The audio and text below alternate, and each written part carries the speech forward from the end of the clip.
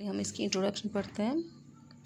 Introduction में क्या कहता है? True saints are in search of God and their own self. जो सच्चे जो फ़कीर होते हैं, जो ऋषि होते हैं, हाँ, वो उस खुदा की तलाश में निकलते हैं और अपने आप की तलाश में कि मैं कौन हूँ, मुझे क्या करना है, मैं किस लिए आया हूँ दुनिया में, हाँ, इसकी तलाश में निकलते हैं। दे pronounce all the worldly comfort and pleasures to know their God। वो अपने खुदा को ढूंढने के लिए, उनकी इबादत करने के लिए अपनी ज़िंदगी का सब ऐशो आराम छोड़ देते हैं। Simplicity and truth is their hallmark. उनका सबसे बड़ी जो पहचान होती है वो एक होती है सिंप्लिसिटी और सच्चाई। ये एक फ़कीर की, एक ऋषि की निशानी होती है। चलिए आगे। For many long centuries, Kashmir has been known as Rishwar, the Valley of Rishis। बहुत सेंचुरीज तक, बहुत हज़ारों साल तक कश्मीर को क्या कहा गया था? कीचक ऋषवर। ये तस्वीर वह ऋषि जिनको हम फ़कीर कहते हैं। This is because rishis were found in all parts of the valley. क्योंकि कश्मीर के हर एक पार्ट में इन ऋषिज़ को पाया जाता था। तब तक वहाँ पे इस्लाम नहीं आया था, वहाँ पे हिंदुइज़्म था। तो जो हिंदू फ़कीर थे या जो रहनुमा थे, मज़हबी रहनुमा थे, उनको ऋषि कहा गया था। वो कैसे होते थे? They lived very simple and austere lives. वो बहुत ही सिंपल ज़िंदगी बिताते थे। Most of them were vegetarians. सबसे ज़्यादातर उनमें वेजिटेरियंस होते थे, मीट अंडा वगैरह नहीं खाते थे। And considered to a sin to kill a living being. क्यों?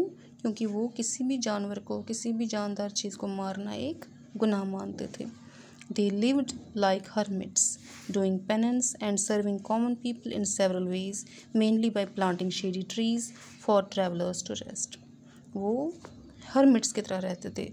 हर्मिट्स मतलब जो बिल्कुल अकेले रहते थे, दीन दुनिया से दूर, लोगों से दूर रहते थे और अपना जो पेनेंस मतलब कि वो सिर्फ अपनी स्पिरिचुअल जो स्टडी थी, अपने आप को उस खुदा के राह पर उन्होंने निकाला था और सख्त से सख्त इबादत करते थे ताकि वो ये जान सके वो खुदा कहाँ है और हम कौन है और हमें क्या करना है।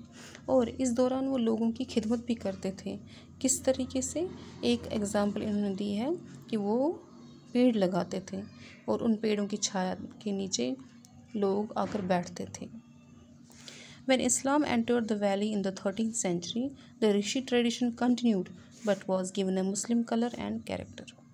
लेकिन जब इस्लाम 13वीं शताब्दी में कश्मीर में आया तब भी ये ऋषि रहे, लेकिन इनको एक मुस्लिम रंगत दी गई। उस टाइम जो लोग हैं अब इनको कुछ अलग नाम से बुलाने लगे। The man who played the most leading role in this process was Hazrat Sheikh Nooruddin वली रहमतुल्लाह। और जिस इंसान ने इस चीज़ में इन ऋषियों को एक मुस्लिम रंगत देने में सबसे ज़्यादा रोल निभाया, उनका नाम था शेख नूरुद्दीन वली, हाँ, जिनको हम प्यार से या इज़्ज़त से नुंदरिश भी कहते हैं, Nund Rishi. He was born in 1377 AD। ये कब पैदा हुए थे? 1377 में एट केमू कुलगाम में पैदा हुए थे। His father Salar Sanz was a scion of a Rajput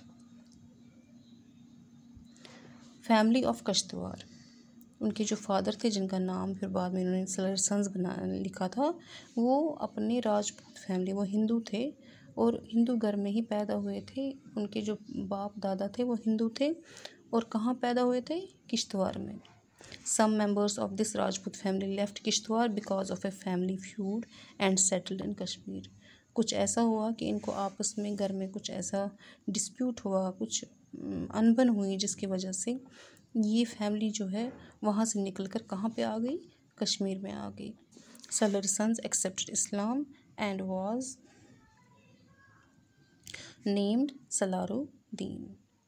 और जो ये सलर सन्स था, नुंदरिश जो थे उनके फादर, इन्होंने इस्लाम को एक्सेप्ट किया और अपना नाम बदल के रखा सलारुद्दीन।